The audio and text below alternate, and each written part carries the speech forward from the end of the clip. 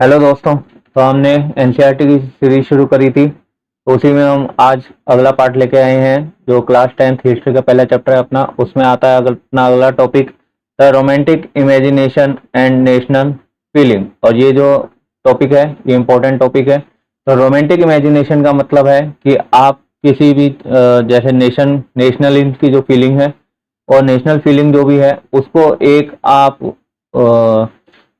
एक जैसे अपन पूजा वगैरह करते हैं तो वो भगवान की मूर्ति होती है, तो उस तरीके से आप किसी को एक स्ट्रक्चर, एक ह्यूमन फॉर्म के अंदर आप अपनी कंट्री को देखते हैं। ठीक है, ह्यूमन फॉर्म के अंदर आप अपनी कंट्री को, किसी भी कंट्री को जहाँ पे भी ये रोमांटिक इमेजिनेशन हो रही है वहाँ पे ह्यूमन फॉर्म के अंदर किसी भी कंट्री को देखा जाता है। जैसे आपको पता है कि अंग्रेजों ने हम पे राज किया था, तो ब्रिटिशर्स ने किया था, तो हम जो है हमारी इंडिया को कैसे देखते थे कि भारत माता के रूप में। ठीक है, तो हमने एक ह्यूमैनिफिकेशन कर दिया है, पर्सोनिफिकेशन कर दिया है कंट्री का कि हाँ वो कैसी है, एक माँ की तरह है हमारे, तो भारत माता की तरह है। तो इसी तरीके से इन्होंने जो यूरोप के अंदर हम देखते हैं तो ये रोमांटिक इमेजिनेशन के अंदर आता है। तो आइए इसको देखते हैं। The development of national did not come about only through Wars and territorial expansion. और जो नेशनलिज्म का डेवलपमेंट है वो सिर्फ इसीलिए नहीं आया था कि वे उन्होंने लड़ाइयाँ लड़ी थी या रिवोल्ट किया था,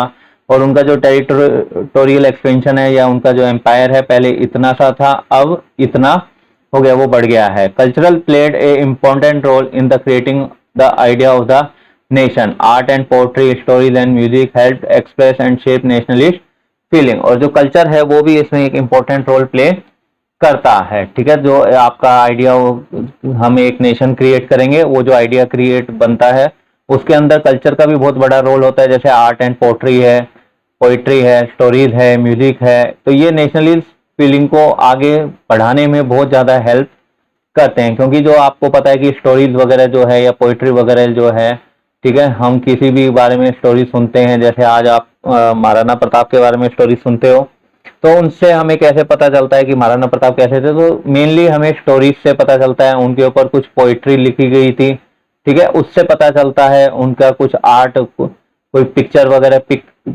वगैरह बनाई गई होगी उनकी, तो उससे हमें पता चलता है। और ये हमारे अंदर एक नेशनलिज्म की फीलिंग को डेवलप करते हैं। ठीक है, आगे चलें। Let us look at romanticism, a cultural movement which sought to develop a particular form of nationalist sentiment. ठीक है, तो ये जो रोमांटिसिज्म है ये कल्चरल मूवमेंट था। ठीक है, कि कल्चर के द्वारा आपके अंदर नेशनलिज्म की फीलिंग को पैदा किया जा रहा है। ठीक है, जो एक नेशनल सेंटीमेंट्स जो है, नेशनल फीलिंग जो है, उनको उगाया जा रहा है कैसे, कल्चरल मूवमेंट के द्वारा। Romantic artist and poets generally criticise the glorification of reason and science and focused instead on emotions, institution and mystical feeling. तो ये जो है जितने भी आर्टिस्ट हैं, रोमांटिक आर्टिस्ट हैं, ये आर्ट को ज़्यादा लव करते हैं, आर्टिस्ट होते हैं। तो इसके लिए वो क्या करते हैं कि जो भी आपका साइंस है, साइंस जो भी डेवलप कर रहा है उसको मना कर देते हैं कि नहीं ये ऐसा नहीं होगा। आपको इसके साथ साथ क्या चाहिए, इमोशंस चाहिए। ठीक है, हाँ, इमोशन होने चाहिए आपके अंदर, तभी तो आप नेशनलिज्म की फीलिंग पैदा कर पाओगे। जैसे कि आपके अंदर देशभक्ति की अगर फीलिंग ही नहीं है तो आप कुछ भी नहीं कर सकते हो। इंट्यूशन होना चाहिए और मिस्टिकल फीलिंग आपके अंदर आनी चाहिए, चमत्कारिक फीलिंग या एक ऐसी फीलिंग आनी चाहिए जिससे आपको लगे कि हाँ हमें अपने कंट्री के लिए कुछ करना है। ठीक है, तो आगे चलिए। Their effort was to create a sense of shared collective heritage, a common cultural past as the basis of nation. और इनके लिए जो नेशन का बेस था वो क्या था कि वो सब एक कॉमन कल्चरल पास्ट को बिलोंग करते हैं, कि उनका जो कल्चरल पास्ट है वो सेम है सभी का, और इसीलिए वो एक कलेक्टिव हेरिटेज को शेयर करते हैं। हमारे अंदर एक ऐसा सेंस आना चाहिए कि हाँ हमारी जो हेरिटेज है, जो हमारी हिस्ट्री है वो एक ही थी, हम उसी से बिलोंग करते हैं, और एक हमारा जो पास्ट है, कल्चरल पास्ट है, वो भी सेम ही था। तो हमारे नेशन का आधार क्या होना चाहिए, यही होना चाहिए कि हाँ हम सेम कल्चर को फॉलो करते हैं। ठीक है, नेक्स्ट देखिए। Other romantic such as the German philosopher Johann Gottfried Herder claimed that true German culture was to be discovered among the common people, das wo। ठीक है, कॉमन पीपल दास हो। ये क्या कह रहा है कि जोहान गोटफ्राइड हर्डर है, जो जर्मन फिलोसफर है, ठीक है, ये क्लेम करते हैं कि जो जर्मन का कल्चर है, जो भी जर्मनी का कल्चर है, वो कहाँ देखने को मिलेगा आपको? कॉमन पीपल के अंदर देखने को मिलेगा, जिनको कि क्या कहा जाता है जर्मनी लैंग्वेज में? दास फोक कहा जाता है। It was through folk songs, folk poetry and folk dances that the true spirit of the nation volksgeist was popularised. और ये किसके द्वारा पॉपुलर होता है? फोक सॉन्ग्स है, फोक पोएट्री है, या फोक डांस जो है, वो हमारे को एक ट्रू स्पिरिट, एक सच्ची भावना दिखाते हैं किसी नेशन की, जो वॉकजिस्ट जो है वो पॉपुलर होता है। तो किसी भी आप देखेंगे तो किसी भी कंट्री की अगर आपको उसका कल्चर पता करना है कि वो उस कंट्री का कल्चर कैसे है, तो आपको कॉमन पीपल को देखना पड़ेगा। किसी भी कंट्री के अंदर आपको उसका कल्चर पता करना है तो कॉमन पीपल को आपको देखना पड़ेगा कि वो लोग कैसे रह रहे हैं, उनका वो क्या फेस्टिवल एंजॉय कर रहे हैं, उनका डांस कैसा है, उनकी पोइट्री कैसी है, ये सारी चीजें उनको देखनी है, तभी हमें उसके किसी भी कंट्री के कल्चर के बारे में पता चलता है। So collecting and recording these forms of folk culture was essential to project of nation building. और इसीलिए इनको कलेक्ट करना और रिकॉर्ड करना जरूरी हो जाता है, जो यहाँ का फोक कल्चर है, ताकि हम किसी भी कंट्री का एक नेशन बिल्डिंग बना सकें, एक नेशन को क्रिएट कर सकें। ठीक है, तो ये जो रोमांटिक इमेजिनेशन वाले लोग हैं, ये कह रहे हैं कि नेशन कैसे डेवलप होगा, कि वहां का आपको कल्चर देखना है। ठीक है, वहां का आपको कल्चर देखना है कि कल्चर कैसा है, उसको ज्यादा क्या करना है, आपने प्रमोट करना है। ठीक है, हाँ, उसको वहां पे आपने ज्यादा प्रमोट करना है। आगे चलिए। The emphasis of vernacular language and the collection of local folklore was not just to recover an ancient national spirit but also to carry the modern nationalist message to the large audience who were mostly illiterate। और ये जो है vernacular language यानी कि आपकी local language की हम बात कर रहे हैं। तो जो लोकल लैंग्वेज है उसके अंदर जोर देना चाहिए कि भी हाँ, कोई भी चीज है आपको लोकल लैंग्वेज में प्रोवाइड करानी चाहिए।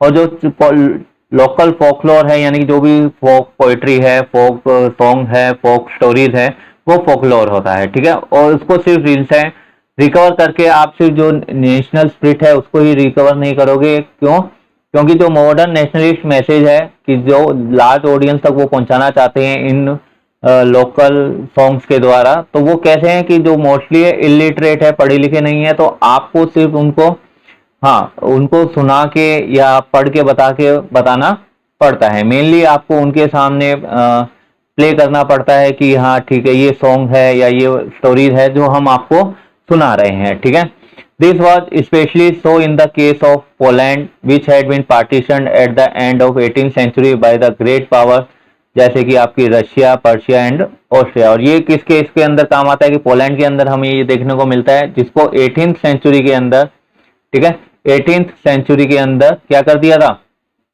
अलग डिवाइड कर दिया था, पार्टीशन कर दिया था, किसके द्वारा? जो ग्रेट पावर्स है, रशिया, पर्शिया और ऑस्ट्रिया के द्वारा। Even though Poland no longer exist as an independent territory, national feelings were kept alive through music and language. और अब जो पोलैंड है वो एक इंडिपेंडेंट टेरिटरी नहीं है, वो रशिया, पर्शिया और ऑस्ट्रिया के द्वारा डिवाइडेड करके अपने अपने अंडर में ले लिया गया है, पर फिर भी यहाँ पे नेशनल फीलिंग जो है वो अभी भी जिंदा है।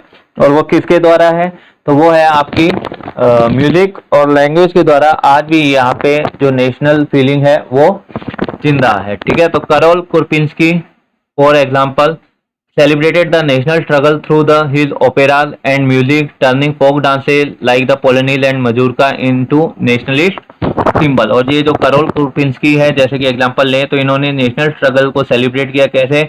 अपने ओपेरा और म्यूजिक के द्वारा, सॉन्ग्स और म्यूजिक के द्वारा। और जो फोक डांसेस था जैसे कि पोलोनाइज और मजूरका, उनको एक नेशनलिस्ट सिंबल बना दिया, ताकि हमारे पोलैंड के अंदर या उनके पोलैंड के अंदर क्या हो, एक नेशनलिस्ट की भावना पैदा हो जाए। ठीक है, आगे चलिए। ठीक है, language too played an important role in developing national sentiment. और लैंग्वेज भी एक इम्पोर्टेंट रोल प्ले करती है ताकि नेशनलिस्ट सेंटिमेंट्स हो। अगर आप अदर लैंग्वेज बोल रहे हो, ठीक है, तो आप उन लोगों से जो आपसे अदर लैंग्वेज बोलते हैं तो जुड़ाव जो है वो कम महसूस करते हो। ठीक है, तो यही बात यहाँ पे कह रही है कि लैंग्वेज जो है वो नेशनल फीलिंग को पैदा करने में ज्यादा रोल प्ले करती है। After Russian occupation the Polish language was forced out of school and the Russian language was imposed everywhere. और जब रशिया ने ऑक्यूपाई कर लिया था पोलैंड के ऊपर, तो उन्होंने क्या किया कि पोलिश लैंग्वेज जो है उसको खत्म कर दिया था। ठीक है, जो स्कूल्स है वहाँ पे पोलिश लैंग्वेज में नहीं पढ़ाई हो रही है, पोलिश नहीं पढ़ाई जा रही है, एज ए लैंग्वेज भी नहीं पढ़ाई जा रही है, और रशियन लैंग्वेज को उन्होंने जबरदस्ती हर जगह इम्पोज लागू कर दिया था। इन 1831 N armed rebellion against Russian rule took place which was ultimately cracked. और 1831 के अंदर एक सशस्त्र क्रांति हुई थी, आर्म्ड रिबेलियन सशस्त्र क्रांति होती है, ठीक है, अगर रशियन रूल के अगेंस्ट में, तो जिसको कि लास्ट में खत्म कर दिया था, कि यानी कि दबा दिया गया था, सप्रेस कर दिया गया था। Following this many members of the clergy in Poland began to use language as a weapon of national resistance. ठीक है, तो जो क्लर्जी के मेंबर थे उस टाइम के अंदर, आप देखें जो भी क्लर्जी के मेंबर थे पोलैंड के अंदर, उन्होंने क्या किया, लैंग्वेज को एज ए वेपन कंसिडर करने लग गए कि हाँ, नेशनल मूवमेंट शुरू करने के लिए या नेशनल रेजिस्टेंस पैदा करने के लिए उन्होंने क्या किया, हाँ, ये जो लैंग्वेज है उसका यूज करने लग गए थे। Polish was use for church gathering and all religious instruction. और जो पोलिश लैंग्वेज है वो चर्च के अंदर जो भी गैदरिंग हो रही है या जितने भी रिलीजियस इंस्ट्रक्शंस पोलैंड वालों को दिए जा रहे हैं, वो किसके द्वारा दिए जा रहे हैं, पोलिश लैंग्वेज के अंदर दिए जा रहे हैं। As a result a large number of priest and bishops were put in jail और sent to Siberia by the Russian authority as punishment for their refusal to preach in Russian. और इसके कारण इसका रिजल्ट क्या रहा कि बहुत सारे जो वो पुजारी थे, फादर्स, वो लोग थे, बिशप थे, उनको जेल में डाल दिया या फिर साइबेरिया भेज दिया गया रशियन अथॉरिटी के द्वारा, ताकि एज ए पनिशमेंट दी गई। ताकि क्योंकि उनको कहा गया था कि पोलिश लैंग्वेज में आपको प्रीच उपदेश नहीं देने हैं, आपको जो भी इंस्ट्रक्शंस वगैरह देनी है वो कौन सी लैंग्वेज में देनी है, रशियन लैंग्वेज में देनी है। The use of Polish came to be seen as a symbol of the struggle against Russian dominance. और जैसे ही पोलिश लैंग्वेज का कोई भी व्यक्ति यूज कर रहा है तो उसको कैसे माना गया, एक सिंबल माना गया कि इसका रशियन डोमिनेंस के अगेंस्ट में, ठीक है, कि वो एक स्ट्रगल कर रहा है रशियन डोमिनेंस के अगेंस्ट में, रशिया से आजादी के लिए वो लड़ाई कर रहा है। ठीक है, आगे चलिए, hunger, hardship and popular revolt. ठीक है, तो the 1830 were years of great economic hardship in Europe. और जो 1830 का टाइम पीरियड था वो बहुत ज्यादा इकोनॉमिक हार्डशिप का था, बहुत ज्यादा इकोनॉमिकली आर्थिक मंदी का दौर यहाँ पे यूरोप में देखने को मिलता है। The first half of the 19th century saw an enormous increase in population all over Europe. और जो पहला हाफ था 19th सेंचुरी का, उसके अंदर बहुत ज्यादा पॉपुलेशन के अंदर, पूरे यूरोप के अंदर पॉपुलेशन में बहुत ज्यादा इंक्रीज देखने को मिलता है। यानी कि इस टाइम पे जो 19th सेंचुरी है उस टाइम पे पॉपुलेशन जो है यूरोप की वो बढ़ गई है। In most country there were more seekers of job than employment. और कई कंट्रीज में तो ऐसा हुआ कि एम्प्लॉयमेंट से ज्यादा लोग जॉब को ढूंढने वाले थे। ठीक है, यानी कि बेरोजगारी यहाँ पे बहुत ज्यादा फैलने लग गई थी। Population from rural areas migrated to the cities to live in overcrowded slum. और जो पॉपुलेशन है रूरल एरिया की वो कहाँ पे शिफ्ट हो गई, सिटीज के अंदर शिफ्ट हो गई और एक स्लम्स एरिया क्रिएट करने लग गए थे। ठीक है, ओवर क्राउडेड हो गई, स्लम्स भी अब भर गए हैं। Small producers in towns were often faced with stiff competition from imports of cheap machine made goods from England where industrialisation was more advance than on the continent. और जो small producer है town वगैरह के, वो एक competition देख रहे हैं, बहुत भयंकर कंपटीशन देखा जा रहा है, क्योंकि लोग बाग क्या है, इंपोर्ट कराने लग गए हैं चीप मशीन मेड गुड्स को, जो मशीनों के द्वारा इंग्लैंड के अंदर मशीनों के द्वारा जो गुड्स बन रही है उनको इंपोर्ट कराने लग गए हैं। जहाँ पे इंग्लैंड में आप देखिए तो इंडस्ट्रियलाइजेशन सबसे ज्यादा यूरोप में जो इंडस्ट्रियलाइजेशन हुआ है वो कहाँ हुआ है, यूरोप में हुआ है। ठीक है, तो this was especially so in textile production which was carried out mainly in homes और small workshop and was only partly mechanised. और ये कहाँ पे देखने को मिलता है सबसे ज्यादा, कि टेक्सटाइल प्रोडक्शन के अंदर ये जो स्टिफनेस है, कंपटीशन है, वो बहुत ज्यादा देखने को मिलता है। जो कहाँ पे हो रहे थे, होम्स या स्मॉल वर्कशॉप के अंदर हो रहे थे, और या फिर कुछ ही थोड़ी बहुत मशीनों का यूज करके वो लोग काम कर रहे थे, क्योंकि घर और वर्कशॉप के अंदर उनके पास ज्यादा जगह नहीं थी, तो इसलिए हो सकता है कि वो कम मशीनों का यूज कर रहे हों। In those region of Europe where the aristocracy still enjoyed power, peasant struggled under the burden of feudal dues and obligation. और ऐसे रीजन जहाँ यूरोप के, जहाँ पे एरिस्टोक्रेसी आज भी पावर को एंजॉय कर रही है, वहाँ पे जो किसान लोग हैं वो स्ट्रगल कर रहे हैं, क्योंकि उनके पास फ्यूडल ड्यूज, उनका कर्जा बहुत हो गया, और ऑब्लिगेशन ड्यूटीज भी बहुत हो गई हैं। तो ये जो सर्वडम वाली जो थी, सर्वडम और मैन्योरियल ड्यूज हम देख के आए थे, उनकी यहाँ पे बातें हो रही है। The rise of food prices और a year of bad harvest led to wide spread pauperism in town and country. और जो फूड प्राइजेस का प्राइस है वो बढ़ गया है एक ही साल के अंदर, क्योंकि इस टाइम पे क्या हुआ, हार्वेस्ट जो है वो खराब हो गई है, जो भी क्रॉप वगैरह थे वो क्रॉप फेलियर हो गया है, और यहाँ पे फिर सारा टाउन और कंट्री के अंदर बहुत ज़्यादा तकलीफें आ गई है। ठीक है, नेक्स्ट देखिए, the year 1848 was one such year. और ऐसा ईयर कौन सा था आपका, 1848 था। Food shortage and widespread unemployment brought the population of Paris out of the roads. और यहाँ पे फूड शॉर्टेज हो गई है और अनएम्प्लॉयमेंट भी है, लोगों के पास एम्प्लॉयमेंट नहीं है। तो यहाँ पे जितनी भी पॉपुलेशन थी वो कहाँ पे आ गई, सड़कों के ऊपर आ गई। कहाँ पे, फ्रांस के अंदर, पेरिस में। ठीक है, barricades were erected and Louis Philippe was forced to flee. और बैरिकेड्स जो है वो लगा दिए गए थे कि ताकि भैया महल वगैरह के अंदर ना घुस पाए। और यहाँ का जो राजा था, कौन सा, लुई फिलिप है, ठीक है, उसको कह दिया गया कि भैया जबरदस्ती, भैया आप भाग जाओ नहीं तो आपको मार दिया जाएगा। A national assembly proclaimed republic, granted suffrage to all adult males above 21 and guaranteed the right to work। और एक नेशनल असेंबली ने बनी थी जिसने क्या कहा कि हाँ हम रिपब्लिक हो गए हैं और सफरेज दिया गया है। सफरेज होता है राइट टू वोट। ठीक है, सफरेज क्या होता है, राइट टू वोट।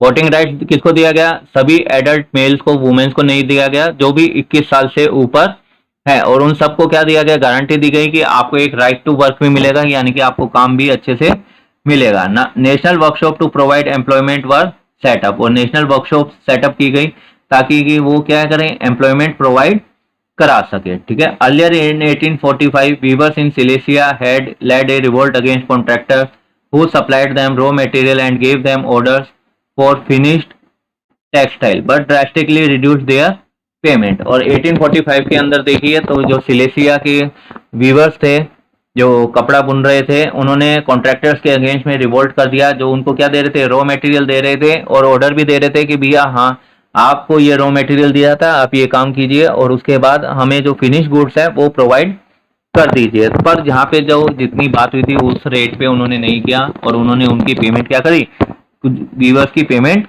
कम कर दी। The journalist Wilhelm Wolff described the event in Silesian village as follows। एक जर्नलिस्ट थे, पत्रकार थे, जिन विल्हेम वोल्फ, वो डिस्क्राइब करते हैं इस इवेंट को कैसे, तो वो देखते हैं, आइए। In these villages with 18,000 inhabitants, cotton weaving is the most widespread occupation। और ये जो विलेज है जहाँ पे 18,000 लोग रहते हैं, उसमें जो कॉटन वीविंग है यानी कि वीविंग का काम जो है वो मोस्टली सभी लोग कर रहे हैं। The misery of the worker is extreme. ठीक है, और जो तकलीफ है, जो दिक्कत, जो गरीबी है वर्कर्स की, वो बहुत ज्यादा है। The desperate need for jobs has been taken advantage of by the contractor to reduce the prices of the goods they order. और ये जो था कि भी हाँ जॉब्स की सबको जरूरत है, इस टाइम पे पैसा सबको चाहिए, तो जो ये जो कॉन्ट्रैक्टर्स है ये इसी बात का एडवांटेज उठाते थे, फायदा उठाते थे, और जो फिनिश गुड्स हैं उनका प्राइस क्या कर देते थे, कम कर देते थे। ठीक है, आगे देखिए। On 4th June at 2 p.m. a large crowd of weavers emerged from their homes and marched in Paris up to the mansion of their contractor demanding higher wages। और 4 जून को 2 बजे, दोपहर के 2 बजे क्या हुआ, एक बहुत सारे वीवर्स जो हैं वो आ गए, अपने यहाँ घरों से बाहर आ गए और एक मार्च परेड के रूप में चलने लगे। कहाँ पे, पेरिस के अंदर जो मेंशन बना हुआ था कॉन्ट्रैक्टर्स का, उनके घर के बाहर जाने लगे और कहने लगे कि भैया हाँ हमारे को हमारी मजदूरी ज्यादा चाहिए। ठीक है, they were treated with scorn and threats alternative.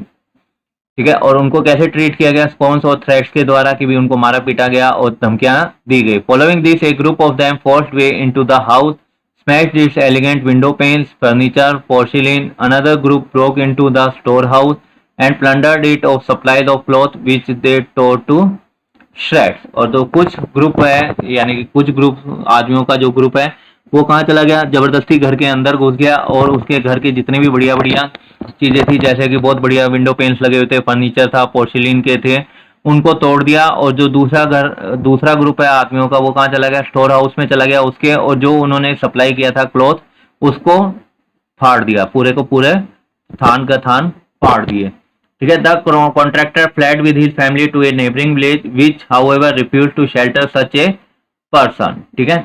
और उन्होंने क्या किया कि भैया जो कॉन्ट्रैक्टर है वो अपने पड़ोसी के नेबरिंग विलेज में भाग गया, पड़ोसी गांव में भाग गया, और उस गांव वालों को जाके कहा कि भैया वहां पे जो लोग बाग हैं उन्होंने मेरे साथ ऐसे ऐसे किया, मैं कॉन्ट्रैक्टर हूं और आप मेरे को यहाँ पे बचा लो। तो उस गांव वालों ने भी उसको मना कर दिया। He return 24 hours later having requisition the army, और वो 24 घंटों के अंदर वापस लौट आया, और साथ में क्या लेके आया, आर्मी को लेके आया। In the exchange that followed 11 viewers were shot, और इस एक्सचेंज के अंदर जब वो ये काम करा, आर्मी आ गई, तो आर्मी ने उनको भगाना चाहा पर वो भागे नहीं, और यहाँ पे 11 जो व्यूअर्स थे उनको गोली मार दी गई, यानी कि व्यूअर्स के ऊपर गोलियां चलाई जिसके अंदर 11 व्यूअर्स जो हैं वो मारे गए।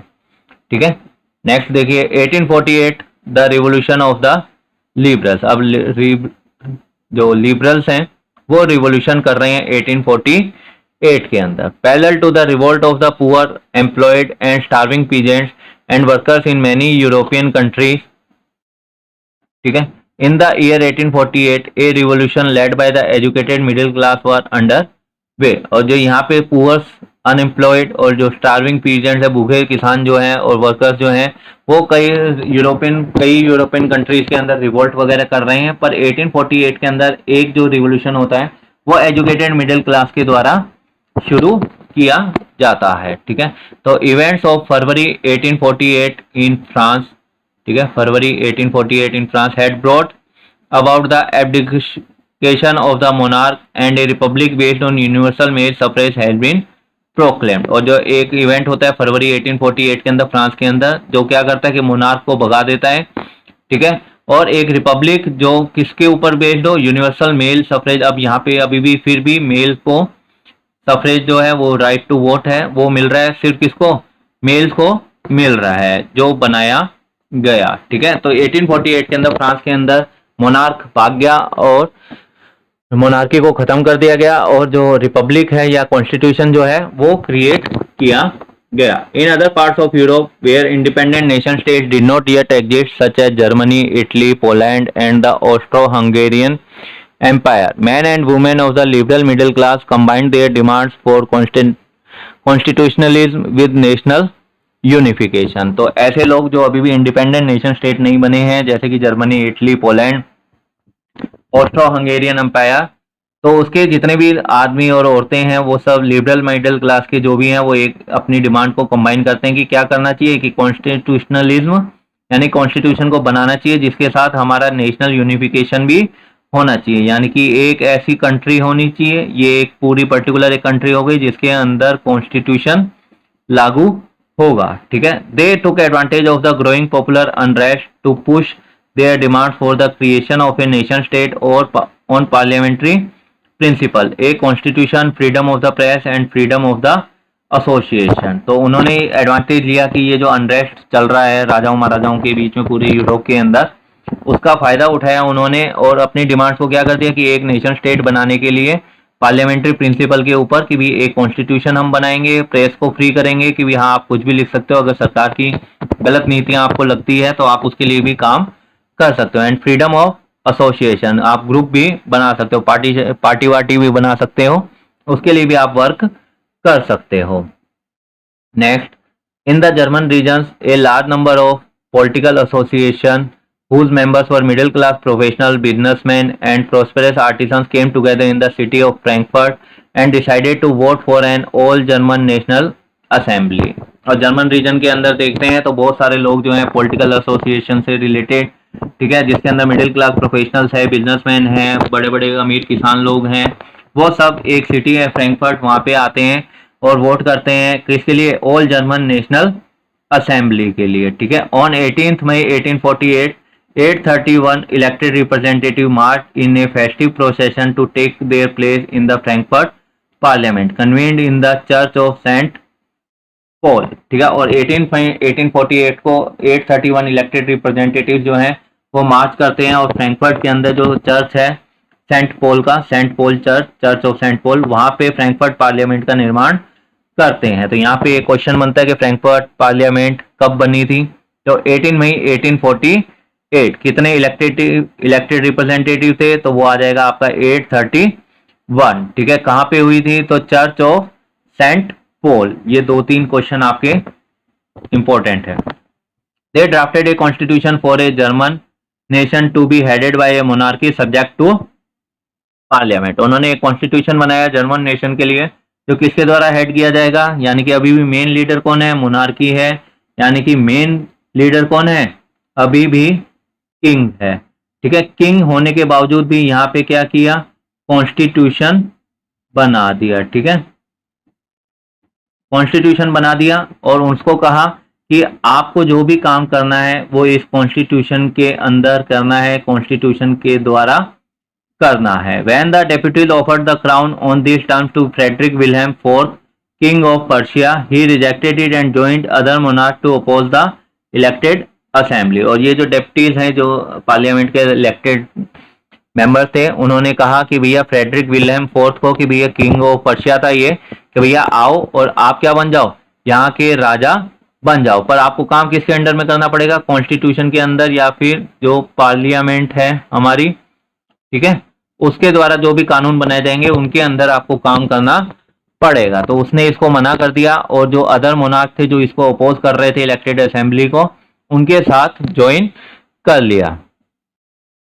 While the opposition of the aristocracy and military became stronger, the social basis of parliament eroded। और जब ये opposition है एरिस्टोक्रेसी का और मिलिट्री का, ये स्ट्रॉन्ग हो गया, तो इन्होंने क्या किया? पार्लियामेंट को खत्म कर दिया। The parliament was dominated by the middle class who resisted the demands of workers and artisans and consequently lost their support. और जो पार्लियामेंट है उसके अंदर कौन था? मिडिल क्लास के लोग बाग थे। ठीक है, जो जिन्होंने क्या किया? वर्कर्स और जो आर्टिसंस थे उनकी डिमांड को ज्यादा तवज्जो नहीं दी, ज्यादा रेस्पेक्ट नहीं दी, और इसलिए उन्होंने इनका सपोर्ट भी खो दिया। In the end troops were called in and assembly was forced to disband. और उसके बाद क्या किया? जो आर्मी के ट्रूप्स हैं उनको बुलाया गया और ये जो असेंबली थी उसको खत्म कर दिया गया, भंग कर दिया गया। The issue of extending political rights to women was a controversial one within the liberal movement. और ये जो extending political rights to women है, क्योंकि हम देख रहे हैं कि जब भी राइट टू वोट मिल रहा है, सफरेज मिल रहा है, वो सभी हर बार किसको मिल रहा है? मेल्स को मिल रहा है। तो यहाँ पे जो वुमेन्स के राइट के लिए प्रोटेस्ट किया जा रहा है वो एक कंट्रोवर्शियल था लिबरल मूवमेंट के अंदर, in which large number of womens had participated actively over the year. जिसके लिए उन्होंने क्या है? बहुत सारी वुमेन्स ने इस मूवमेंट के अंदर क्या किया था? पार्टिसिपेट किया था। Women had formed their own political association, founded newspapers and taken part in political meetings and demonstration. और वुमेन्स ने क्या किया? फिर खुद के उनको पता लग गया कि ये जो मेल जो एसोसिएशन है ये हमारे कोई काम नहीं कर रही, तो उन्होंने खुद एक पॉलिटिकल अलग से खुद की पॉलिटिकल एसोसिएशन बनानी शुरू कर दी, खुद के न्यूज़पेपर बनाने शुरू कर दिए और पॉलिटिकल मीटिंग और डेमोन्स्ट्रेशन जो है उसमें पार्ट लेना शुरू कर दिया। Despite this they were denied suffrage right during the election of the assembly. और इसके बावजूद भी उनको डिनाई कर दिया गया, मना कर दिया गया कि भैया आपको कोई भी सफरेज राइट नहीं मिलेगा जब असेंबली के इलेक्शन होंगे। When the Frankfurt Parliament convened in the Church of St. Paul, women were admitted only as observers to stand in the visitors gallery। और जब फ्रैंकफर्ट पार्लियामेंट बनी थी, जो चर्च ऑफ सेंट पॉल के अंदर हुई थी, उसके अंदर वुमेन्स को एंट्री सिर्फ इतनी दी गई थी कि भी आप ऑब्जर्व करो, आपको कुछ नहीं करना, विजिटर गैलरी में खड़े होके आपको सिर्फ ऑब्जर्व करना है कि वहां पे क्या क्या हो रहा है। Though conservative force were able to suppress liberal movement in 1848, they could not restore the old order. और ये जो कंजर्वेटिव हैं, जो परंपरावादी थे, वो इस लिबरल मूवमेंट को खत्म करने में कामयाब हो गए 1848 के अंदर, पर वो जो पुराना ऑर्डर था उसको रिस्टोर नहीं कर पाए। ठीक है, monarch were beginning to realise that the cycles of revolution and repression could only be ended by granting concession to the liberal nationalist revolutionary. और मोनार्कों को समझ में आ गया, यानी कि किंग्स को समझ में आ गया कि भैया ये जो रिवॉल्यूशन का साइकिल है, ये रिप्रेशन का साइकिल है, ये तभी खत्म हो सकता है जब हम कुछ डिस्काउंट या कुछ कंसेशन, कुछ छूट हम जो है लिबरल नेशनलिस्ट रिवोल्यूशनरीज को दे देंगे, यानी कि कुछ बातें उनकी हम मान लेंगे तो ये जो रिवोल्यूशन का टाइम पीरियड है ये खत्म हो जाएगा। Hence, in the year after 1848, the autocratic monarchy of the Central and Eastern Europe began to introduce the changes that had already taken place in Western Europe before 1850। और इसके बाद जो 1848 के बाद का टाइम जो है, तो वहाँ पे जो ऑटोक्रेटिक मोनार्की थी सेंट्रल और ईस्टर्न यूरोप की, उन्होंने चेंजेस को इंट्रोड्यूस करना शुरू कर दिया, जो कि वेस्टर्न यूरोप में कब हो गए थे? 1815 में ही सॉरी 1815 में ही वेस्टर्न यूरोप के अंदर हो गए थे, ठीक है। पर सेंट्रल और ईस्टर्न यूरोप में कब हुए? 1848 के बाद हुए थे। The serfdom and bonded labour were abolished both in the Habsburg dominions and in Russia. और सर्वडम और बॉन्डेड लेबर जो है वो दोनों जगह खत्म कर दी गई। कहाँ कहाँ पे? हैब्सबर्ग डोमिनियन के अंदर और रशिया के अंदर, sorry. The Habsburg rulers granted more autonomy to the Hungarians in the 1867। और जो हैब्सबर्ग रूलर्स थे उन्होंने ज्यादा ऑटोनॉमी ग्रांट कर दी, और ऑटोनॉमी छूट होती है, फ्रीडम होती है हंगेरियंस को इन 1867 के अंदर, ठीक है। तो आइए फिर आज के लिए इतना ही। अगर आपको ये वीडियो अच्छा लगा हो तो प्लीज़ लाइक करें, शेयर करें और सब्सक्राइब करें मेरे यूट्यूब चैनल को। और अगर आपका कोई भी डाउट आता है तो प्लीज़ कमेंट में ज़रूर बताइए, ताकि मैं अपना नेक्स्ट वीडियो उस डाउट को सॉल्व करने में बना दूंगा, ठीक है। Okay, thank you.